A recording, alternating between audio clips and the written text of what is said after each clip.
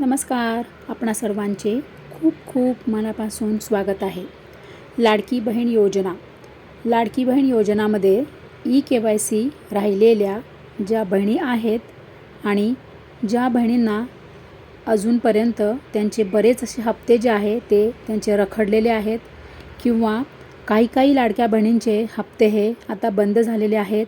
मग यामध्ये तर पात्र लाडक्या बहिणी पण आहेत आणि ज्या लाडक्या बहिणींचे हप्ते रखडलेले आहेत अशा लाडक्या बहिणींची तर KYC पण राहिलेली असू शकते. आणि या ज्या बहिणी आहेत या सगळ्या लाडक्या बहिणी म्हणजे KYC राहिलेल्या बहिणी, हप्ते रखडलेल्या बहिणी, हप्ते बंद झालेल्या बहिणी, या सगळ्या लाडक्या बहिणी या पात्र असू शकतात. मग या पात्र लाभार्थी लाडक्या बहिणी असूनही आता या बहिणींच्या हातामध्ये कोणताही पर्याय उरलेला नाही. आता अशा लाडक्या बहिणी जाणार तरी कुठे, कोणाला सांगणार आणि कुठे लढणार? या सगळ्या लाडक्या बहिणींना कोण न्याय देणार? या सगळ्या लाडक्या बहिणी पात्र आहेत, गरजू आहेत, माझ्या ग्रामीण भागातील महिला आहेत आणि त्यांना अत्यंत आवश्यकता आहे लाडकी बहीण योजनेच्या लाभाची. मग आता अशा लाडक्या बहिणी कुठे जाणार न्याय मागायला आणि कोणाला सांगणार की आम्ही तर पात्र आहोत तरीसुद्धा आमचे हप्ते हे बंद झालेले आहेत, तर आम्हाला पुन्हा हप्ते कसे मिळतील? आम्हाला लाडकी बहीण योजनेचा लाभ हा नियमित कसा मिळेल? या सगळ्या लाडक्या बहिणी कोणाला जाऊन सांगणार, कुठे न्याय मागणार, कुठे लढणार? कारण की जसे की आपणाला माहीत आहे का, आता KYC करायला गेलेल्या 2 महिला म्हणजे आता ही तर बातमी धडधडीत प्रत्येक न्यूज चॅनलवर येत आहे, तरीसुद्धा माझ्या काही बहिणी असतील की त्यांना अजूनपर्यंत माहीत नसेल. त्यामुळे मला माझ्या सगळ्या लाडक्या बहिणींना सावध करायचं आहे. तर लाडक्या बहिणी बघा, आता जळगावमध्ये अत्यंत खूप मोठा धक्कादायक प्रकार असा घडलेला आहे. तोच मला तुम्हाला इथे या व्हिडिओमध्ये सांगायचा आहे. तर काय झाले जळगावमध्ये, काय घडले असे? ज्या 2 महिला KYC करायला गेल्या, त्या KYC करायला गेलेल्या असताना त्या 2 महिलांशी एका व्यक्तीने, म्हणजे आता तुम्हाला सगळं स्पष्ट सांगून टाकते, जे बातम्यांमध्ये आहे तेच तुम्हाला सांगत आहे, मी माझ्या मनाने काही सांगत नाही. तर त्या ज्या 2 महिला आहेत त्या महिला KYC करायला गेलेल्या असताना त्या 2 महिलांकडे एका व्यक्तीने शारीरिक सुखाची मागणी केली. तर आता अशा ज्या बहिणी आहेत लाडक्या बहिणी, या माझ्या लाडक्या बहिणी, या काही बहिणी कमी शिकलेल्या असू शकतात, काही बहिणी ग्रामीण भागातील असू शकतात, काही बहिणी अगदी साध्या सरळ असू शकतात, ज्या धुणीभांडी करून पोट भरतात, गोरगरिबीतून बाहेर आलेल्या, म्हणजे जेमतेम कष्ट करून पोट भरणाऱ्या. आता अशा लाडक्या बहिणींना अशा म्हणजे ही जी दुनिया आहे या दुनियेची त्यांना माहिती नसते. त्यामुळे तुम्ही सुद्धा तुमची काळजी घ्या आणि तुम्ही अशा प्रसंगापासून स्वतःला सांभाळा, स्वतः तुम्ही सावध व्हा. तुम्ही असं कोणालाही काही बळी पडू नका आणि कोणीही KYC करून देत नसतं. सरकारने आता म्हणजे आदिती तटकरे यांनी स्वतः त्यांनी लाईव्ह बातम्यांमध्ये न्यूज चॅनलशी बोलताना स्वतः त्यांनी सांगितलेलं आहे की तुम्ही कोणाकडेही KYC करायला जाऊ नका, कारण की तुम्ही स्वतःला सांभाळा. स्वतः तुम्ही फक्त पोर्टलवरच KYC करा, फक्त तुम्ही वेबसाईटवरच KYC करा. तर बघा, आता ज्यांची KYC राहिलेली आहे त्यांना असा, जर आता तुम्ही पोर्टलवर जेव्हा KYC करायला जातात तेव्हा हा आधार क्रमांक KYC दुरुस्तीच्या यादीत नाही. KYC करायला गेल्यानंतर जेव्हा तुम्हाला असा एरर येतो तेव्हा या पाठीमागे काय कारण आहे? तर एक तर तुमची KYC ही पूर्ण असेल. आता बघा, माझी जी एक मैत्रीण होती तिची मी KYC केली, तर तिची KYC मी पूर्ण केलेली होती आणि मग तिची पुन्हा मी चेक करायला गेली की तिची KYC सक्सेसफुली झालेली आहे का. तर जेव्हा मी चेक करायला गेले तेव्हा सेम असाच मेसेज आला की हा आधार क्रमांक KYC दुरुस्तीच्या यादीत नाही. म्हणजे आता तुमची जर KYC चुकली असेल तरच तुमची KYC च्या दुरुस्तीच्या यादीमध्ये हा तुमचा आधार क्रमांक येऊ शकतो, सर्वात महत्त्वाची गोष्ट. आणि जर तुमची KYC चुकलेली नसेल तर तुमचा आधार क्रमांक ई-के-वाय-सीच्या दुरुस्तीच्या यादीत कसा येणार बरं? म्हणून सर्वांनी लक्षात घ्या. आता ज्यांची ई-के-वाय-सी चुकलेली आहे त्यांचाच फक्त आधार नंबर या ई-के-वाय-सीच्या दुरुस्तीच्या यादीमध्ये येऊ शकतो.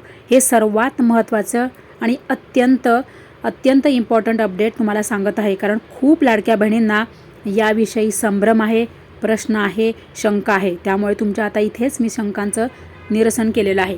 आणि बघा काय होतं माहिती का, ज्यांनी ई-के-वाय-सी केलेलीच नाही आहे, म्हणजे अजूनपर्यंत ज्यांनी ई-के-वाय-सी केलेलीच नाही आहे ना, त्यांनासुद्धा असा मेसेज येऊ शकतो. कारण की आता बरेच असे काही कारणं आहेत की काही लाडक्या बहिणी निराधार आहेत, काही लाडक्या बहिणी परित्यक्त्या आहेत, काही लाडक्या बहिणी विधवा आहेत, काही लाडक्या बहिणी एकल आहेत, काही परित्यक्त्या आहेत, काही घटस्फोटित आहेत आणि काहींचे तर म्हणजे अविवाहित आहे. काही लाडक्या बहिणी म्हणजे कसं की त्या आयुष्यभर लग्नच करत नाही अशा पण असू शकतात, किंवा काही 30-35 वर्षापर्यंत काहींचे समजा विवाह नसेल झालेले तर त्या अविवाहित म्हणून त्यांची गणना होऊ शकते. तर अशा पद्धतीने या ज्या लाडक्या बहिणी आहेत तर या लाडक्या बहिणींची काही कारणांमुळे, जसे की त्यांच्याकडे कागदपत्र नव्हते है ना, आता घटस्फोटित जी बहीण असेल तिच्याकडे घटस्फोट झालेला आहे पण तिच्याकडे घटस्फोटाचे कागदपत्रच नाही, तर मग राहिली की नाही तिची ई-के-वाय-सी अशा पद्धतीने. बघा, तर अशा पद्धतीने अनेक कारणांमुळे अशा या ज्या बहिणी आहेत त्यांची ई-के-वाय-सी ही राहिलेली आहे. आणि तुमची ई-के-वाय-सी राहिल्यामुळेच तुमचे हप्ते हे बंद झालेले आहे. आता तुम्ही पात्र जरी असलात ना तरीसुद्धा तुमची ई-के-वाय-सी ही राहिलेली आहे. मग आता यावर पर्याय काय, याच्यावर उपाय काय, तेच मी तुम्हाला महत्त्वाचं सांगते. आता बघा, तुमची जर ई-के-वाय-सी राहिलेली असेल, तुमची जर ई-के-वाय-सी चुकलेली असेल, की आत्ताच्या वेबसाईटमध्ये तुम्ही ई-के-वाय-सी दुरुस्त करू शकत नसाल, सगळ्या बहिणींसाठी सांगते मी, ज्या लाडक्या बहिणींची ई-के-वाय-सी राहिलेली आहे, ज्या बहिणींची ई-के-वाय-सी चुकलेली आहे, म्हणजे चुकलेली आहे पण तुम्ही या वेबसाईटवर आता करू शकत नाही आहे, आता जे पोर्टल सुरू आहे ना या वेबसाईटवर तुम्ही करू शकत नाही आहे, अशा बहिणी, आणि ज्या बहिणींचे हप्ते बंद झालेले आहेत अशा बहिणी, ज्या बहिणींचे हप्ते रखडलेले आहेत अशा सगळ्या बहिणी, अशा सर्व बहिणींनी काय करायचं आहे आता मी तुम्हाला सांगणार आहे महत्त्वाची आनंदाची बातमी. तर अशा सगळ्या बहिणींनी अर्ज करायचा आहे. कुठे? तुम्ही एक तर तालुका पातळीवर जा, तालुका प्लेसवर जा तुम्ही तहसीलदारकडे, किंवा तुम्ही जर तालुकाच्या ठिकाणी तहसीलदारकडे जाऊ शकत नसाल तर तुम्ही जिल्ह्याच्या ठिकाणी महिला व बाल विकास विभागाच्या कार्यालयात जा. हे 2 तुम्हाला मी पर्याय सांगत आहे. तिथे जाऊन तुम्हाला काय करायचं आहे, अर्ज द्यायचा आहे. काय? तक्रार नोंदवायची आहे तुम्हाला की तुमचे हप्ते हे बंद झालेले आहे, किंवा जसं की तुमचे हप्ते बंद झाले असेल तर तुम्ही अर्जामध्ये लिहा की आमचे हप्ते बंद झालेले आहे. तुमची जर ई-के-वाय-सी राहिलेली असेल तर तुम्ही अर्जामध्ये लिहा की आमचे ई-के-वाय-सी राहिलेली आहे. अशा पद्धतीने तुम्ही तक्रार अर्ज या 2 ठिकाणी तुमचा द्या. कुठे? तहसीलदारकडे द्या. तुम्ही तालुका प्लेसला जर राहत असाल तर तहसीलदारच्या कार्यालयात जाऊन तुम्ही तो अर्ज द्या तिथे, आणि त्या अर्जामध्ये तुम्ही सगळं लिहा, तुमचं नाव, तुमचा आधार नंबर, तुमचा मोबाईल नंबर, आणि तुमची आता ई-के-वाय-सी राहिली असेल तर तुम्ही ते तसं लिहा मजकूर तुमच्या अर्जामध्ये की माझी ई-के-वाय-सी राहिलेली आहे, त्यामुळे मी तक्रार नोंदवत आहे, मी पात्र आहे तर मला लाभ मिळावा. बरोबर? आणि ज्यांचे हप्ते राहिलेले आहे किंवा हप्ते रखडलेले आहेत त्यांनी काय लिहायचं आहे अर्जामध्ये की मी पात्र आहे, माझे हप्ते राहिलेले आहेत, माझे हप्ते, तुमचे ज्या महिन्यापासून तुमचे हप्ते राहिलेले आहेत ते तुम्हाला लिहायचं आहे अर्जामध्ये. तसंच तुमचं नाव, पत्ता, मोबाईल नंबर, आधार नंबर, आणि तुमचे म्हणजे ज्या महिन्यापासून तुमचे हप्ते राहिलेले आहेत ते तुम्हाला सर्व तिथे त्या अर्जामध्ये लिहायचं आहे. आणि हे अर्ज तुम्हाला तालुका पातळीवर जर तुम्ही गेलात, राहत असाल तर तहसीलदार कार्यालयात द्या, आणि जर तुम्ही शहरी भागामध्ये राहत असाल तर तुम्ही महिला व बालविकास विभाग कार्यालयात जाऊन तुमची हे अर्जामध्ये तक्रार नोंदवून हे अर्ज तुम्ही तिथे जाऊन द्या.